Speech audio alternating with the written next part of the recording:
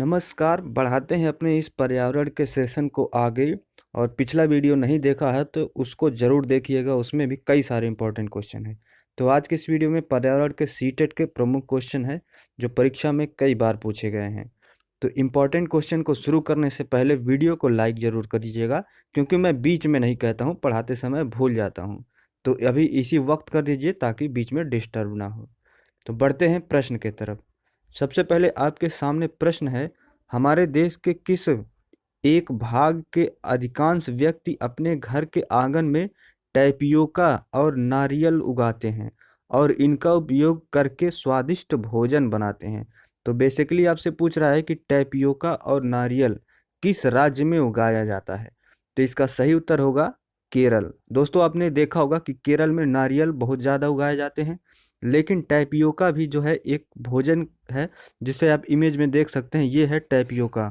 Tapioca को केरल के लोगों को द्वारा उगाया जाता है और इन्हें स्वादिष्ट भोजन के रूप में खाते हैं। इसकी चटनी बनाते हैं ये लोग। उसके बाद बढ़ते हैं अगले प्रश्न पर। प्रश्न है आपका, पक्षियों की उस प्रजाति का नाम क्या है जिसमें नर पक्षी अनेक सुंदर घोंसले बनाते हैं और मादा पक्षी उनमें से केवल एक घोंसला चुनती है और उसमें अंडे देती है। तो इसमें पूछा है कि वो नर पक्षी जो होता है वो कई सारे घोंसले बना देता है, लेकिन घोंसला जो चुनती है वो है मादा पक्षी, और मादा पक्षी उसी में अपने अंडे देती हैं। यह है फिगर। और इसका सही उत्तर होगा दोस्तों बीबर। बीबर पक्षी जो होती है वो अंडे बनाती है, नर पक्षी जो होती है, और मादा जो होती है वो उससे चुनती है कि कौन सी बढ़िया है, तो उसी में वो अंडे देगी। तो ये देख लीजिए, ये बीबर पक्षी है, ये घोंसला बनाई है और ये मादा पक्षी उसको चुन रही है कि ये इसमें अंडे देने लायक है कि नहीं। और दर्जन चिड़िया की बात करें तो दोस्तों ये अपनी चोंच से सिल देती है, सिल्क पत्तियों को सिल कर अपने घोंसले को बनाती है। और शकरखोरा और कलचिड़ी के बारे में अगर आप जानते हैं तो कमेंट में ज़रूर बताइए। इसके बाद बढ़ते हैं अगले प्रश्न पर। प्रश्न है आपका आपकी स्क्रीन पर, डॉक्टर ने किसी व्यक्ति को प्रतिदिन दवाइयों के साथ हरे पत्तेदार सब्जियां, आंवला और गुड़ खाने का सुझाव दिया। यह व्यक्ति कोई रोगी होना चाहिए जो पीड़ित है। यह व्यक्ति कोई रोगी है जो पीड़ित है किसी रोग से। तो डॉक्टर ने उसे बोला है कि हरे पत्तेदार सब्जियां खाइए और आंवला और गुड़ खाएं। आंवला गुड़ के साथ हरे पत्तेदार सब्जियां। तो ये किस रोगी को बोलेगा डॉक्टर? तो इसका सही जवाब होगा एनीमिया। एनीमिया में दोस्तों खून की कमी हो जाती है और इसकी वजह से डॉक्टर बोलते हैं कि हरे पत्तेदार सब्जियां खाइए, आंवला खाइए और गुड़ खाइए। इनमें होते हैं आयरन।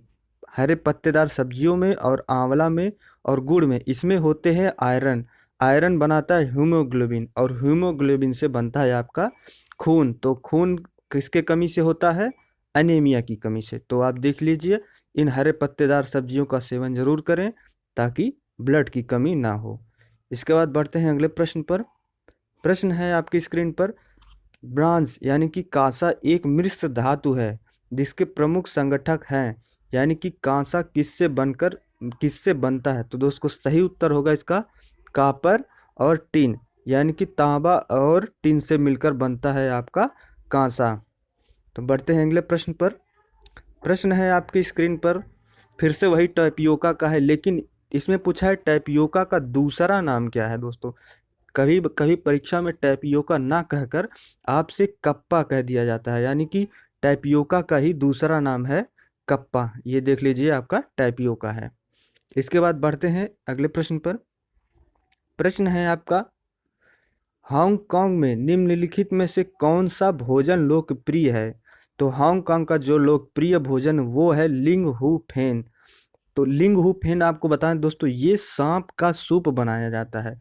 सांपों को काट कर इसका सूप इस तरह से बनाया जाता है और हांगकांग के लोग इन्हें खाते हैं। तो आप में से जिनको हांगकांग का जो मुख्य भोजन लिंग हू फेन है उसको खाना है तो कमेंट में हमें बताइए, हम आपके एड्रेस पर भेजवा देंगे। आप जिन जिन जिन लोगों को ये हम लिंग हू फेन खाना है कमेंट जरूर करिएगा, उनको हम उनके घर पर स्पेशली भिजवा देंगे। इसके बाद प्रश्न है अगला, किस प्रकार के पक्षी की चोंच मीट को काटने और खाने के काम आती है? मीट को काटने और खाने के काम में दोस्तों जो आता है, ये पक्षी देखिए, इसकी चोंच है हुक की तरह से, देखिए हुक की तरह से इसकी चोंच बनी है, जिससे ये मीट को चीड़ कर खा लेता है, आराम से चीड़ देता है। तो इसका सही जवाब होगा ऑप्शन 4, हुक जैसी चोंच। जिस पक्षी का चोंच हुक जैसी होती है वो मीट को चीड़ कर खा जाती है। इसके बाद अगला प्रश्न है आपकी स्क्रीन पर, एक अध्यापिका को कक्षा 4 के बच्चों को शीघ्रता से बनाने वाले नाश्ते के संबंध में कक्षा में पढ़ाना है, तो शीघ्रता से कौन सा व्यंजन तैयार हो जाता है? तो ऑप्शन में आपके मैगी तो नहीं है, लेकिन सही उत्तर होगा इसका भेलपूरी।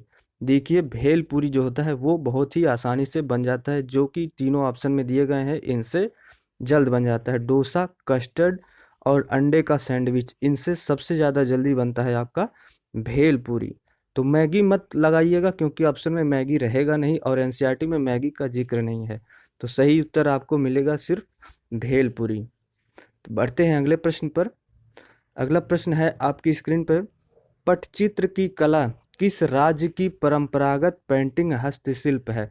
तो आपसे पूछा है पटचित्र किस राज्य का है, तो दोस्तों ऑप्शन में दिया गया है राजस्थान, गुजरात, उड़ीसा और पंजाब। तो केवल सही जवाब होगा इसका उड़ीसा। उड़ीसा का जो है ये पटचित्र कला जो है उड़ीसा का है, इसे आप याद जरूर कर लीजिएगा। इसके बाद आता है आपका प्रश्न, इस प्रश्न का जिक्र प्रीवियस वीडियो में हुआ है, अगर आपने नहीं देखा है तो जरूर देखिएगा। किस राज्य में झूम खेती की प्रथा सामान्य है? तो मैंने उस वीडियो में आपको बताया था कि पूर्वोत्तर राज्य जो हैं उनमें झूम खेती की प्रथा सामान्य है, लेकिन अगर पूर्वोत्तर राज्य ना कहे, किसी स्पेशल राज्य का नाम ले, तो पूर्वोत्तर में आपका आएगा मिजोरम। तो मिजोरम में सबसे ज़्यादा होता है, तो इसलिए मिजोरम को मान लिया जाता है। तो इस तरह से मिजोरम सही उत्तर होगा। अगर मिजोरम ना हो तो पूर्वोत्तर राज्य में ज़्यादा ये फेमस है झूम खेती। झूम खेती के बारे में आपको बताया ही है। तो वीडियो को लाइक ज़रूर कर दीजिएगा और चैनल को सब्सक्राइब करिएगा, शेयर ज़रूर करिए अपने दोस्तों के साथ।